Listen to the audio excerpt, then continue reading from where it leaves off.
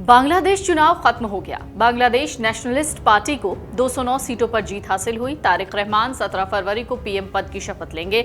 लेकिन सवाल ये है, बांग्लादेश की नई सरकार में कितने हिंदू होंगे, यानी कितने हिंदू उम्मीदवारों को जो जीत कर आए हैं उन्हें सांसद बनाया जाएगा। दरअसल बांग्लादेश की कुल आबादी करीब 16 करोड़ 5 लाख के आसपास है। 2022 की जनगणना कहती है कि इनमें 1 करोड़ 31 लाख से ज्यादा हिंदू हैं, यानी देश की करीब 8% आबादी हिंदू समुदाय से आती है। ये कोई छोटी संख्या भी नहीं है। लेकिन 2026 के यानी जो अभी चुनाव होकर गया है बांग्लादेश में, संसदीय चुनाव में हिंदू समुदाय का प्रतिनिधित्व बहुत कम है।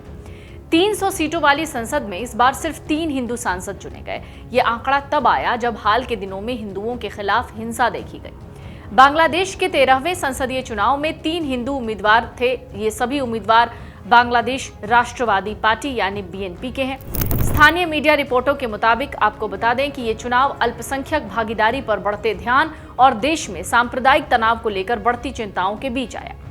प्रमुख विजेताओं में बीएनपी के वरिष्ठ नेता गायेश्वर चंद्र रॉय भी शामिल हैं, जो ढाका 3 निर्वाचन क्षेत्र से विजयी हुए हैं। ध्यान देने वाली बात यह है, जमाते इस्लामी ने इस बार एक हिंदू उम्मीदवार कृष्णा नंदी को खुलना 1 सीट से मैदान में उतारा, लेकिन वो चुनाव हार गए।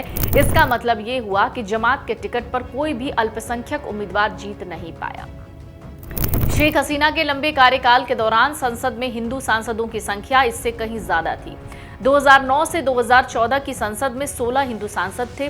2014 से 2019 में ये संख्या बढ़कर 17 और आरक्षित सीटों के साथ 20 पहुंची। 2019 से 2024 में करीब 14 अल्पसंख्यक सांसद थे, यानी पहले जहां 14 से 20 के बीच हिंदू सांसद होते थे, अब ये संख्या घटकर सिर्फ 2 से 3 रह गई। यानी पहले जहां 14 से 20 के बीच हिंदू सांसद होते थे, अब ये संख्या बिल्कुल खत्म के बराबर हो गई है। ये एक बड़ी गिरावट मानी जा सकती है।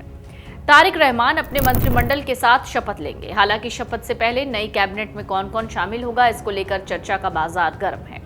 बांग्लादेश के प्रमुख अखबार प्रथम आलो की रिपोर्ट के मुताबिक इस बार की तारिक रहमान कैबिनेट में अनुभवी नेताओं के साथ साथ युवा और प्रतिभाशाली लोगों को भी जगह दी जाएगी। कहा जा रहा है कुछ सीनियर नेता कैबिनेट में नजर नहीं आएंगे। कैबिनेट में पूरे देश और अलग अलग धर्मों के प्रतिनिधित्व पर भी विचार किया जा रहा है, ताकि हर वर्ग को जगह मिल जाए।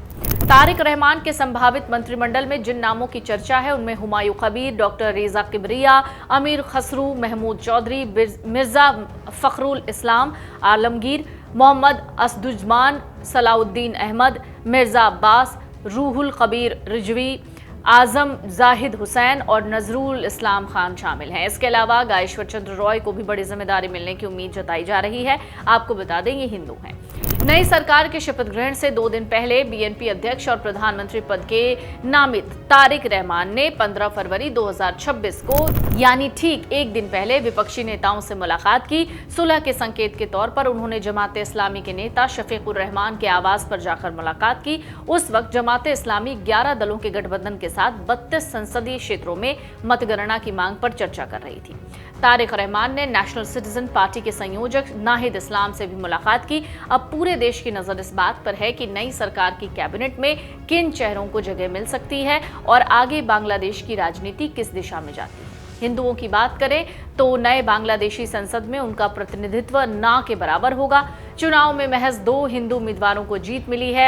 एक और हिंदू उम्मीदवार लड़े थे, लेकिन वो हार गए, जिनको जमाते इस्लामी पार्टी से टिकट दिया गया था। इन उम्मीदवारों के नाम जो जीते हैं उनमें गायेश्वर चंद्र रॉय हैं और नितायरा चौधरी हैं, जो बांग्लादेश नेशनलिस्ट पार्टी के टिकट पर मैदान में उतरे थे।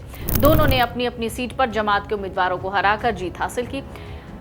जहां रॉय बीएनपी की पॉलिसी बनाने वाली स्टैंडिंग कमेटी के सदस्य हैं, वहीं चौधरी पार्टी के प्रमुख वाइस प्रेसिडेंट में से एक होने के साथ साथ इसके टॉप लीडरशिप के सीनियर सलाहकार और रणनीतिकार भी हैं। इसके अलावा और भी जो तीसरे विजयी अल्पसंख्यक उम्मीदवार हैं उनमें सचिन प्रू है, जो बीएनपी के सीनियर लीडर हैं। वो बौद्ध धर्म से आते हैं। वहीं चौथे माइनॉरिटी कैंडिडेट हैं दीपेन दीवान, भी बौद्ध धर्म से आते हैं। उन्होंने दक्षिण पूर्वी रंगमती पहाड़ी जिले की सीट से जीत हासिल की।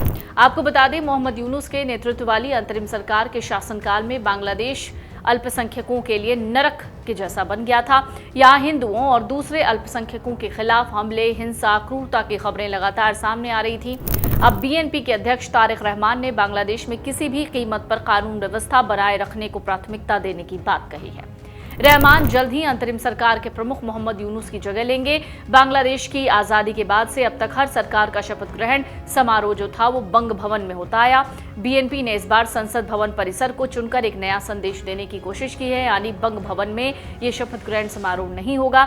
जानकार कहते हैं तारिक रहमान संसद की सर्वोच्चता को दिखाना चाहते हैं। अधिकारियों के लिए यह फैसला बड़ी चुनौती बन गया है। बंग भवन में पहले से ही सारी व्यवस्थाएं मौजूद रहती थीं। अब संसद के खुले मैदान में मेहमानों के बैठने, सिक्योरिटी, खान पान का नया प्लान तैयार करना होगा।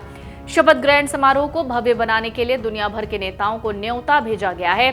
सांसदों की शपथ में ज्यादा औपचारिकताएं नहीं होती हैं, लेकिन शाम को होने वाली कैबिनेट शपथ ग्रहण में विदेशी राजनयिकों और मेहमानों के लिए खास इंतजाम किए गए हैं।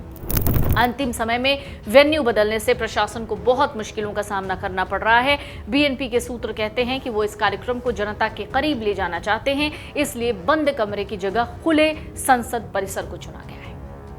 अगर आप ये वीडियो YouTube पर देख रहे हैं तो हमारे चैनल को सब्सक्राइब कर बेल आइकन दबाएं और Facebook पर देख रहे हैं तो हमारे पेज को लाइक करें।